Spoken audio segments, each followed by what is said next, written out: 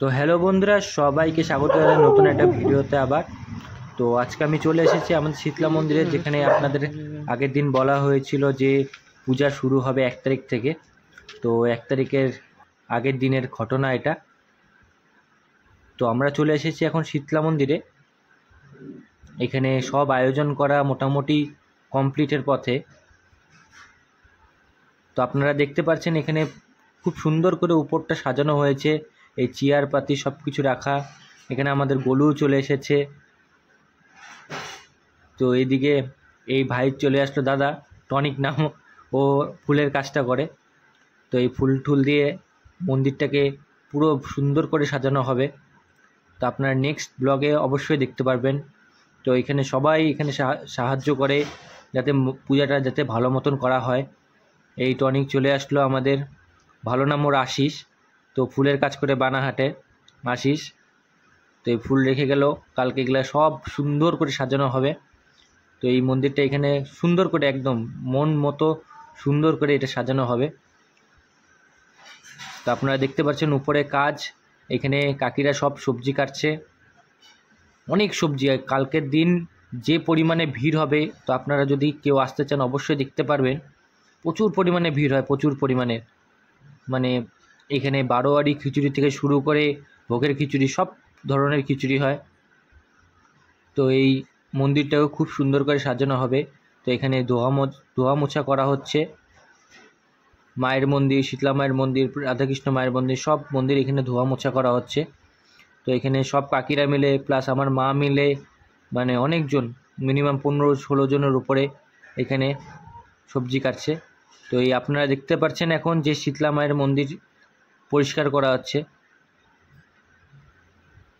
এখানে সবাই হাতে হাতে হাত দিয়ে কিন্তু এই মন্দিরটা পরিষ্কার করছে। ইনি হলো আমাদের শীতলা মন্দির ঠাকুরমশাই এখনকার।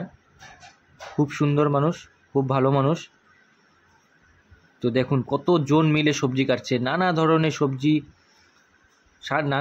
সবজি। ওইদিকে বাঁধাকপি কাটছে, কেউ বেগুন কাটছে, কেউ কোয়াশ কাটছে, কেউ লঙ্কা ছাড়াচ্ছে, অনেক ধরনের জিনিস এখানে কিন্তু করছে। মিনিমাম এখানে সব আমাদের পাড়া প্রতিবেশী কাকি সবাই মিলে এখানে কিন্তু সবজি কাটছে। আলু আছে এতগুলো, মানে কি বলবো, আপনাদের যদি দেখতে চান অবশ্যই চলে আসবেন মন্দিরে। কালকে আপনারা দেখতে পারবেন যে কত কত লোক আসে এখানে, বাইরের থেকেও লোক আসে এখানে যাতে মায়ের প্রসাদ পেতে পারে। তো দেখেন, আর এখানে হয় আমাদের ভোগের রান্না। তো এই ভোগের রান্নাগুলো এখানে সাজানো হবে, তারপরে মানুষকে দেওয়া হয়, ভক্তদের দেওয়া হয়। তো আপনাদের এখানে কালকের দিনটা আপনারা দেখতে পারবেন যে এখানে কী পরিমাণে ভিড় থাকে।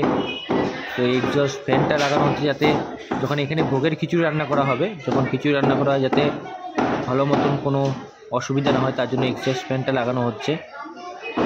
আর এদিকে এটা হলো পাশেরটা অফিস রুম। এই কালকের জন্য লাকড়ি টাকড়ি সব নিয়ে রেডি করা হচ্ছে।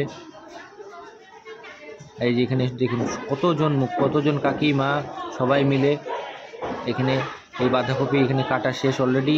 আরও 3 থেকে 4 ধামার মতন এরকম বাঁধাকপি হবে। এই যে অফিস রুম আগের দিন দেখিয়েছিলাম, রেডি হয়ে গেছে অফিস রুম আমাদের।